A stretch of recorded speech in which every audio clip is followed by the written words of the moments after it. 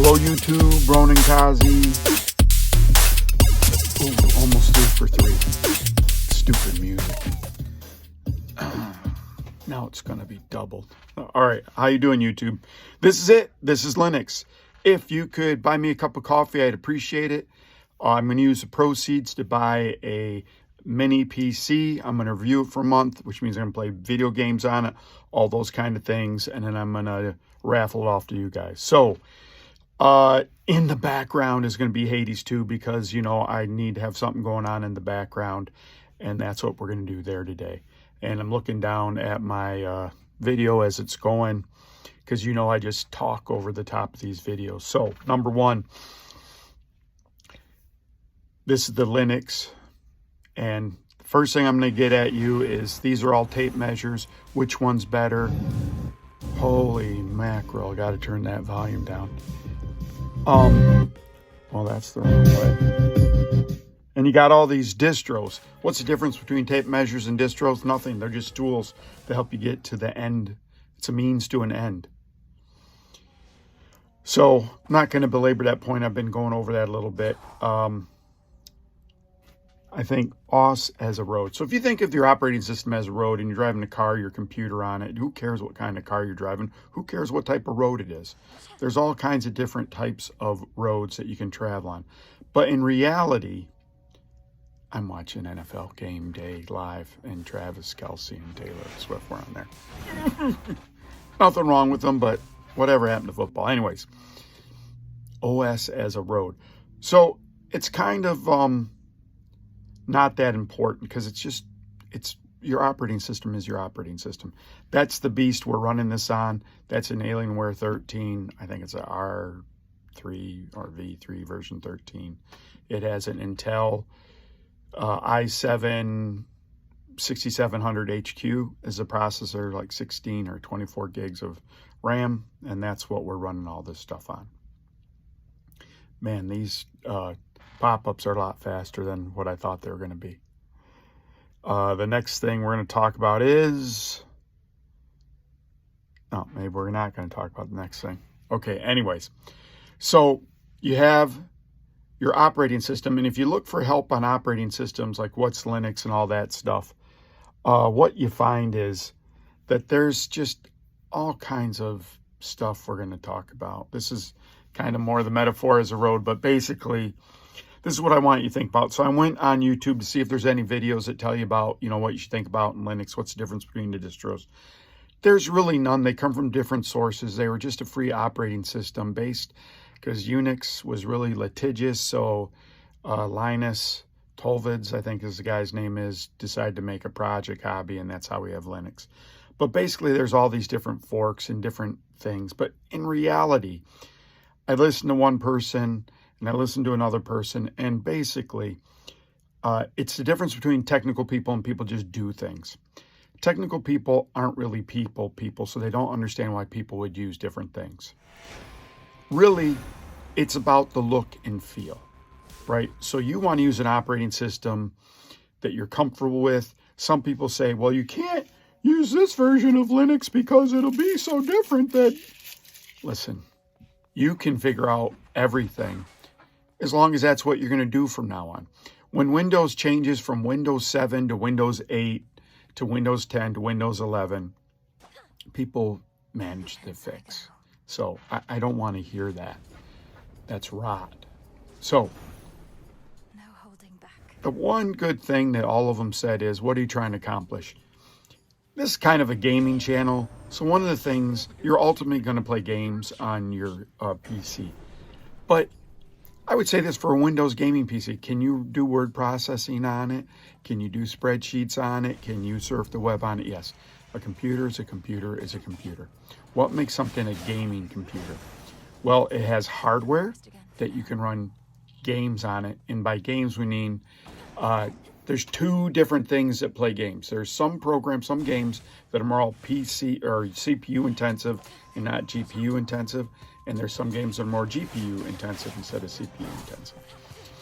And so if you don't have a game, if the game you're playing is very GPU, graphics processing unit centric, then you're going to need a good graphics card. And if it's not, you don't. The games I'm trying to play can be played on pretty much any of these era computers. The one, sorry, I was wrong. It's a 770. It's an i7 770 something, 7700 something. My other Asus laptop is a i7 6700. It's like the model before that. And the point I'm trying to prove in all this is you can play games on anything. My kind of bellwether is the Division 2. So on all these PCs, I can play the Division 2. Really, the Asus, I gotta put it on then, put everything back on that and see how it will run. I gotta load everything up on that. But other than that, you know, you're gonna be fine. Looks like we're gonna have another blippy here. What am I talking about now? Which distro is best? So in sports radio in the United States, that person you're seeing on the screen, his name is Pete Rose. He had the most, for an American baseball player, he had the most hits. Most hits by any baseball player is not him. It is a Japanese player that played in major leagues. He played in Japan before, got a bunch of hits. Just as Americans, we're imperialists, and we only think that our baseball league counts, but the other guy is the hit king. In any case, this guy bet on baseball, and he was banned from going into the Hall of Fame, Baseball Hall of Fame. Why is that important? Because when sports talk radio in the United States, when they run out of topics, here's what they talk. 8-555-1212, the next caller. Does Pete Rose deserve to be in the Hall of Fame? That you ask that question to callers, they'll call in and give their opinions either way. What's the best distro? Doesn't matter. It's like the road. That's what it's like arguing about. I like driving on concrete. I like driving on asphalt. I like driving on German concrete. You're just driving in your car. What's the car in this case? Is your computer. It's whatever you want. If you want a fast, nice looking car, I'm not a car detail person, but my wife is a car detail person. I could care less. That my wife would like it. To each their own. And so in these distros, the main thing that's going to happen is how you interact and update the system or add new software. And I'm going to show you that here later in this video because that's what's important. But it doesn't matter because whatever distribution you choose, that's what you're going to learn to do. And so I was going to litter this with clips of how to sudo and do all this other stuff. It's embarrassingly easy. If you can cut and paste with a mouse, you can run Linux and maintain your system. So why do I use CatchyOS and why don't I use Ubuntu? Well, Ubuntu had like a package manager. I always forget the name. It's not Snap, but it's it's Snap instead of Flatpak. And not everyone believed in it. And the other thing I heard today, and I don't know if it's true or not, but they said that Canonical, which runs Ubuntu, sells your data. So that's why people are kind of down on Ubuntu. So my experience with Ubuntu was I loaded up, put Steam on it, but I snap loaded Steam instead of installing it a different way, like from the App Store. And what happened was it wouldn't recognize mixed external drives without me typing a sudo command. And I was like, I don't want to do that. So then I just redid it, uninstalled that, and reinstalled the package, and it was fine. But I got rid of it. Why did I think Ubuntu is good for a lot of people? Because everything's baked in. If you don't know how to do stuff, when you're looking for stuff on the internet, it tells you how to do it in Ubuntu a lot. So for a beginner, in reality, that's what most people, it's going to be the easiest thing. Why do you want a gaming distro? Well, you want a gaming distro because it should have all those kind of features that you need built in or packaged so that you hit a couple buttons and everything's loaded. There's two different, I took Catchy. There was another one that's in Bazzer or something or other. I loaded that up, and that's an immutable. So here's where you get to one of those differences. One's immutable. That's my free light went off. That's my monitor. Immutable systems are, you can't change them. They're just written in. The operating system can't change. They're ultimately, I don't know, that's not the right word. They're very secure because they can't change. They're immutable. I didn't like that.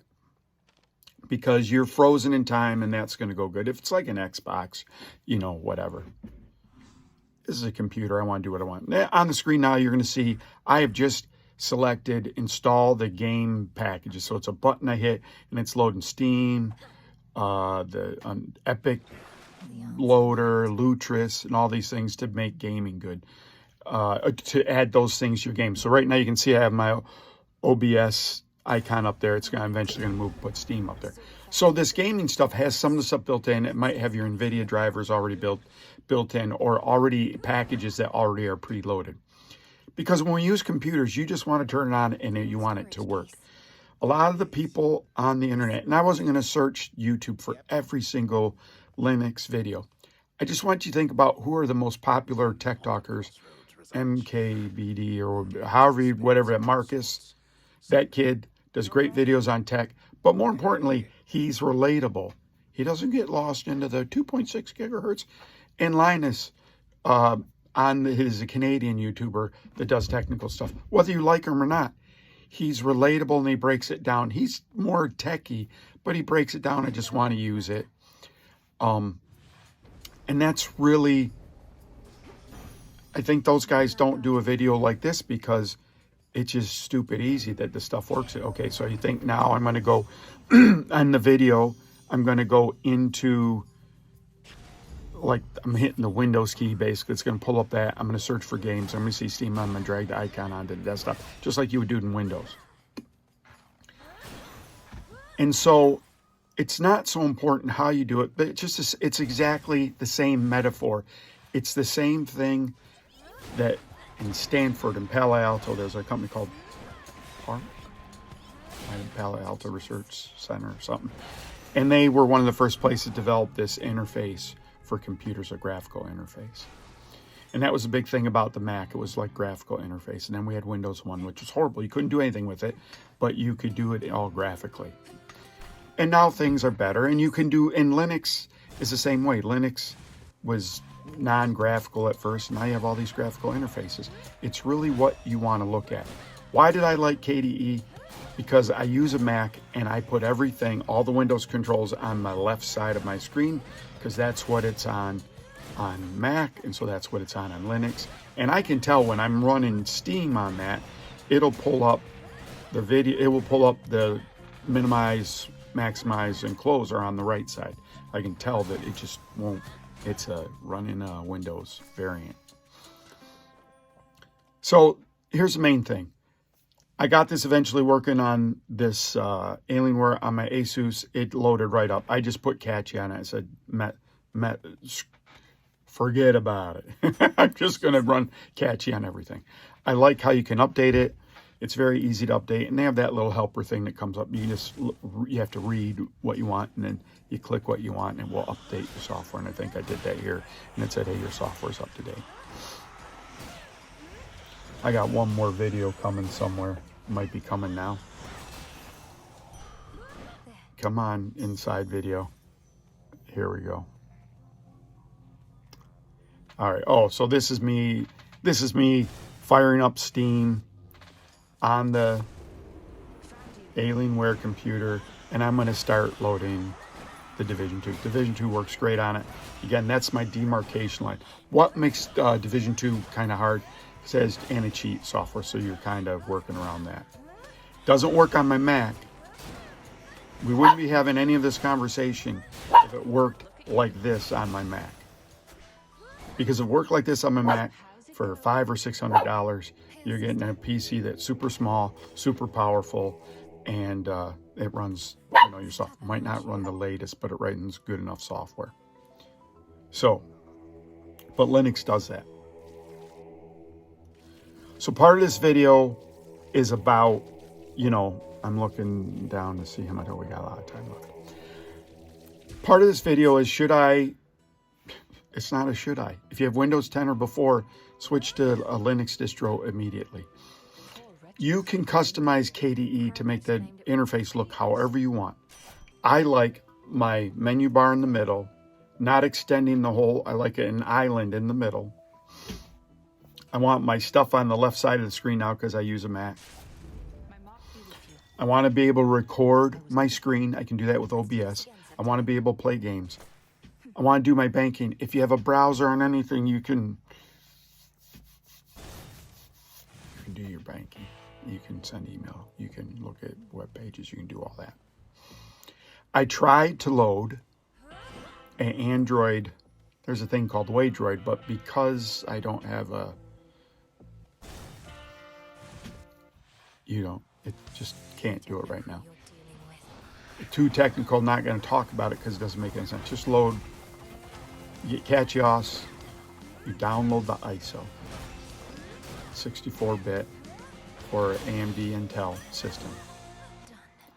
Then you write that using Rufus on a Windows system.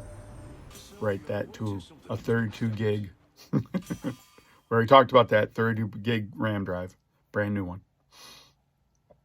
Then you put it in your computer, reboot your computer. Sometimes you're going to have to tell your computer, the UEFI, you have to turn off secure boot so it will boot off something up. Secure boot stops someone from doing this for you. Turn off secure boot in your BIOS. You might get to your BIOS by F2, F8, or F12. You're going to get to there maybe one of those ways. You load up the live version. Here's kind of what's important. You're going to find your internet and you're going to log in your internet.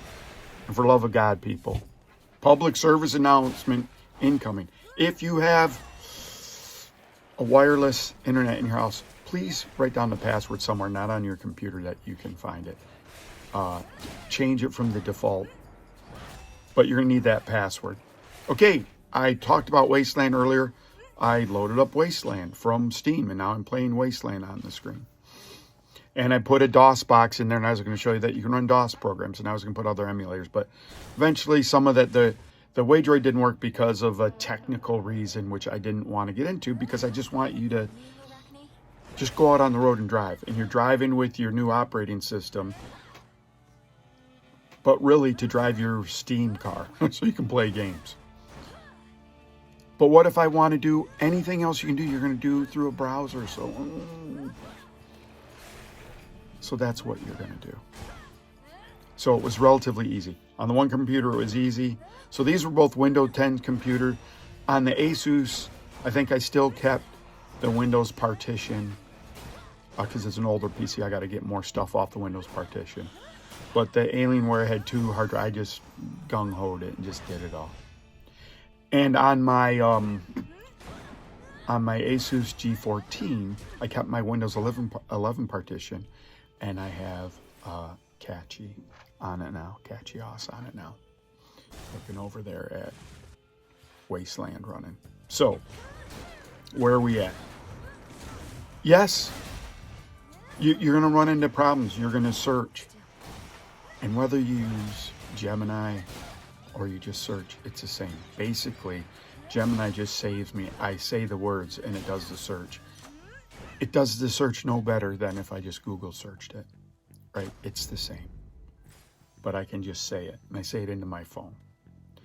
The other thing that I'm trying to do with all this that I'll get to, so I had made a spreadsheet with all these different systems I have and what's their benchmark multi-core, single core, and how much power are they. So like the Alienware and the old Asus are 45 watt machines. G14 might be a 45 watt machine, though the the Lenovo Asus Z1 Extreme is 22 watt, Mac M4 22 watt, iPad Mac 4 22 watt, and their multi-core scores are way higher, so it's almost like 10 times faster on a PC. What about that PC we're going to get for the... Oh, I'm running out of time. What about the PC that I'm going to get and raffle off? It's better than my older PCs, but it's less than these other. It's like... it's 3/4 of the way, but it's way better than the older PCs. So, that's the plan. I'd love for you to buy me a cup of coffee. I appreciate it. And then we'll raffle off this machine.